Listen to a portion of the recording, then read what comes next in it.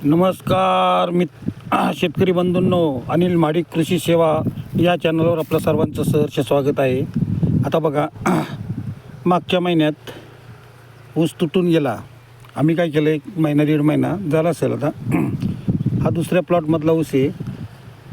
तर त्याचं पाचट आम्ही तसंच ठेवलं, कारण मी एका व्हिडिओमध्ये ऐकलं होतं की पाचट ठेवलं आणि ऊस फोडून घ्यायचा अगोदर, आणि त्यात जर तुम्ही थोडंसं खत टाकलं, एक पोटॅश आणि युरिया, तर त्याचं चांगलं कंपोस्ट खत होतं आणि ते कंपोस्ट ऊसाला मानवतं. तर बघा, आता जवळजवळ 1.5-2 महिन्याचा ऊस झाला आहे का, ते दिसतंय तुम्हाला. फोडून घेतला आहे नुकताच. आता हा फोडून घेतला, याला 1-2-3 पाणी द्यायची आणि नंतर बांधणी करून टाकायची. त्या बांधणीच्या वेळेस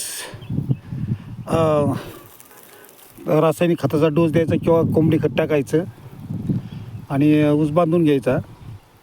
आता त्यात जोडपीक करण्यासारखं तर काही नाहीच आहे, कारण चला म्हणलं शेवटी तिथं जाणार. आता खोड्यात मी जोडपीक कधी करतच नाही, पण यावर्षी आता केलं आहे बघा लवकरच, कारण गेल्या वर्षीचाही रिझल्ट उत्पादनाला चांगला आला.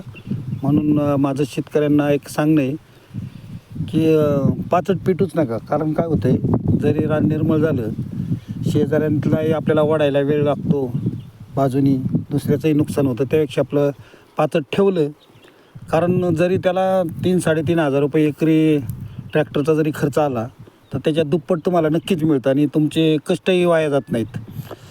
त्यामुळं जर तुम्हाला खोडा ठेवायचा असेल, किंवा आजकाल तेरी तर कोणी ठेवतच नाही, कारण ते ह्याचा गवताचा प्रादुर्भाव झाला आहे. ते गवत असं आहे, लहानपणीच जर आपण लवकर हे केलं तर ठीक.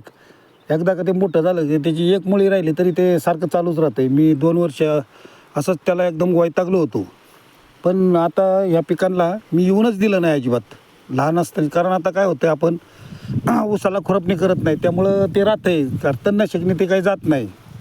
थोडंसं वरचं पान जळालं तरी ते त्याच्यावर सारखं जर लक्ष ठेवलं तर एवढा काही प्रॉब्लेम येत नाही. त्यामुळं आणि कसं आहे माहिती का, ऊसच असं तुम्हाला नगदी पीक आहे की तुम्हाला वर्षाला काय काय ना, जरी महिनाभर पाणी नसलं तरी त्याला एवढा काय फरक पडत नाही. आणि वर्षाअखेर काहीतरी आपल्याला 4 पैसे मिळतात आणि आपला प्रपंच चालतोच. आणि जर व्यावसायिक दृष्टीने जर आपण शेती केली तर त्यातून वेगवेगळे प्रयोग करून आपण चांगलं उत्पन्न घेऊ शकतो. त्यासाठी थोडंसं जोडधंदाही करणं गरजेचं आहे. बस आज एवढंच. धन्यवाद.